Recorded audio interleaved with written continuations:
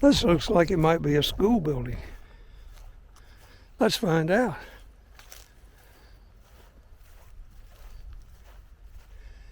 It's the Montfort Archaeological Museum. 1769 map of Halifax shows large buildings on the site. This lot, along with 3 surrounding ones, belonged to Joseph Montfort, a man of high standing in the 18th century North Carolina. He served as clerk of court for Edgecombe and Halifax counties, was a member of the Colonial Assembly, colonel in the militia, treasurer of the northern provinces of North Carolina. He is one of the most prominent members of the Society of Free and Accepted Masons, holding the title of Provincial Grand Master of America. We went to his gravesite earlier.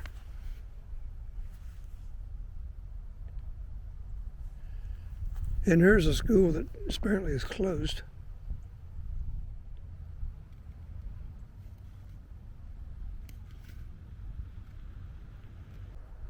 It's the Fishing Club Road.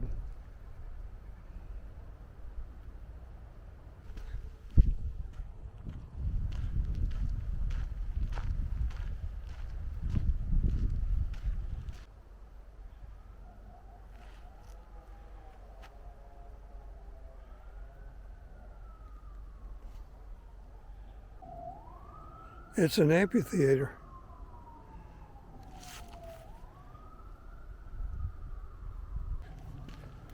All right, here's another historical house. Look at that, how cute that is.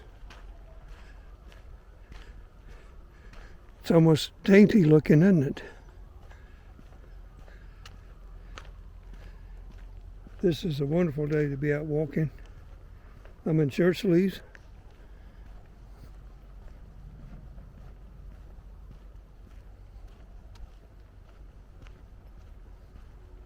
I think they must be doing some renovation or restoration here as well. Let's find out. Look at the way the chimneys are on each end of a wing. What do you call that style? It's the Sally Billy House. Sally Billy House. Constructed in around 1808 for a Halifax County planter named Louis Bond. This house was originally located near Scotland Neck. In 1834, William Billy Ruffin Smith Jr. and his wife, Sarah or Sally, bought it. Smith, a county court justice, died in 1845, leaving an estate of 12,000 acres and 266 enslaved people. Now that guy was a big planter. Look how they've changed this thing around. And look at them moving this thing. They picked the whole thing up and moved. Wow. The house changed ownership several times until it was given to the Historical Halifax Restoration Association. And they moved it up here. The house is an example of the tripartite houses often produced by Halifax County planters. Rich in decorative design, it consists of a pedimented 2-story central section and flanking 1-story wings.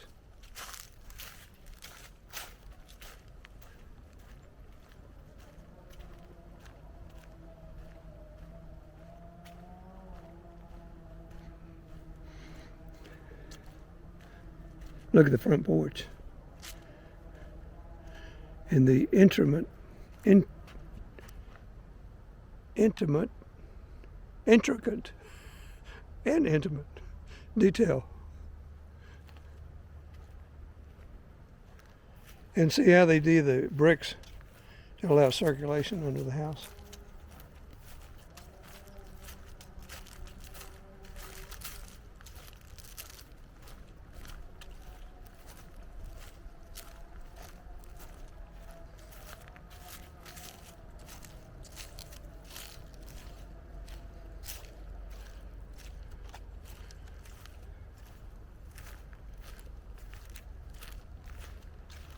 And this is probably the well and the cooling house. And look at how tall that chimney is. Flanking windows. I'd like to see the inside of it.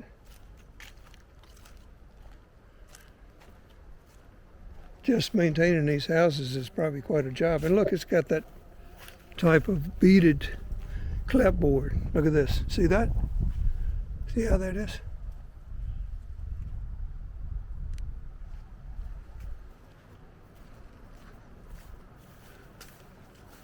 And I like the tops of these chimneys. It looks quite British.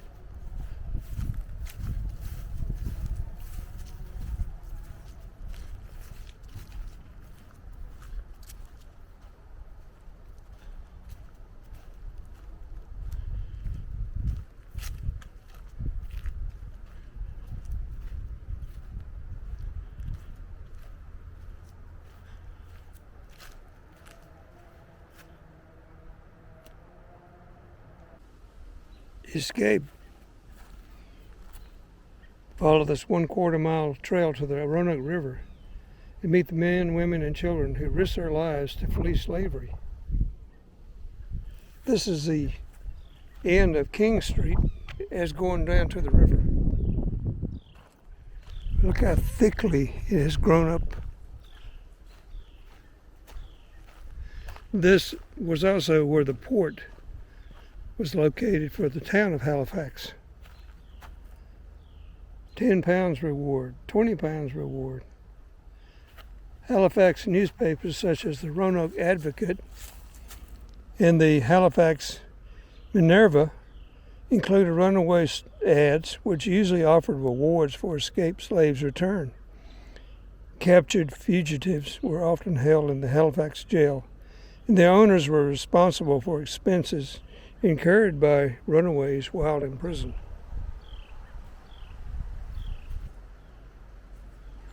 Look at these trees. Are they apple trees?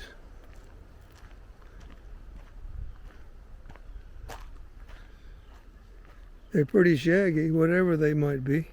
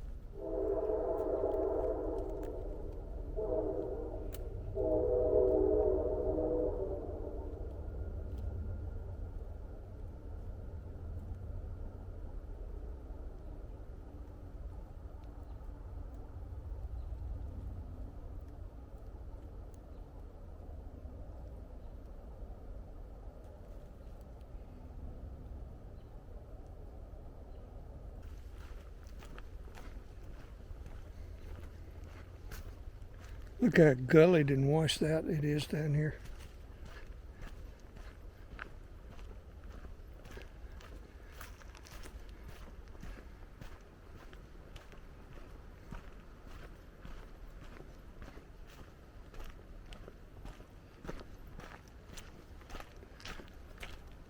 So I'm sure there's been many a hogshead of tobacco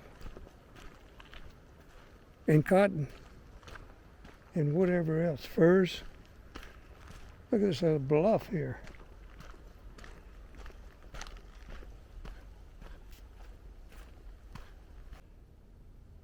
There's the Roanoke.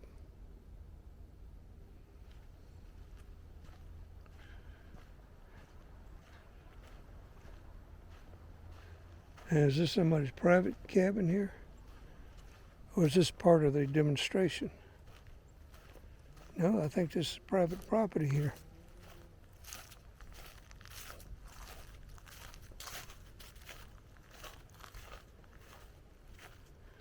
Escape. The Roanoke River, the Maritime Underground Railroad is what this was called. The Roanoke Rapids played a crucial role in the transportation network in northeastern North Carolina and south central Virginia. Planters shipped goods downstream to the port of Edenton on the Albemarle Sound. The river played a major role in the communications between enslaved and free black communities, as black boatmen plied its waters, spreading information to people along the banks. The river also provided protection from paddy rollers or slave patrols that helped speed the fugitive escape to urban areas, the swamps, sounds, open seas, and eventually ports northward to freedom. 18th century towns were important for gathering places for people from various backgrounds. Halifax, on the south bank of the Roanoke River and at the intersection of major roads, became a major trade center and port during this period. Taverns, print shops, docks, and became valuable sources of information. Provided the latest news and acted as a means of communication of secret activities. Halifax County contained the largest population of enslaved residents in North Carolina. They worked as laborers, skilled trades, craftsmen, gardeners, cooks, and perhaps the most important for the Maritime Underground Railroad, ferrymen and boatmen. Runaway slaves such as Sparrow, Cyprium, Eliza, Uba, and countless others used their familiarity with the river to assist in their escape. Runaways were also sought help among those friendly to their cause. A community of anti-slavery Quakers lived across the river from Halifax. In 1830, newspaper articles reported that they removed more than 600 people of color from North Carolina.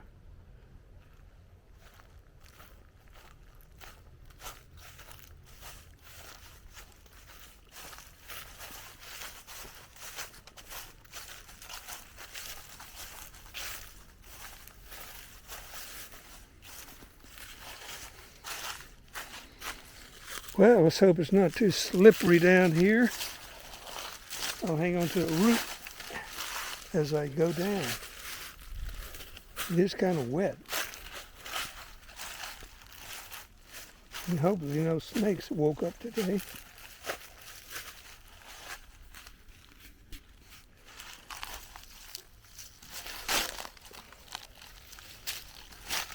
It's very, very slippery.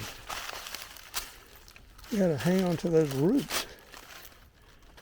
Hang on to the roots and step upon them.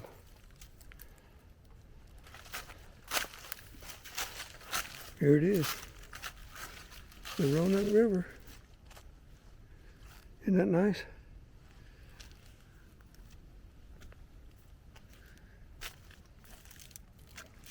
This may be a bit muddy down here too. Yes, it is. But let's see if I can go trekking in the mud here.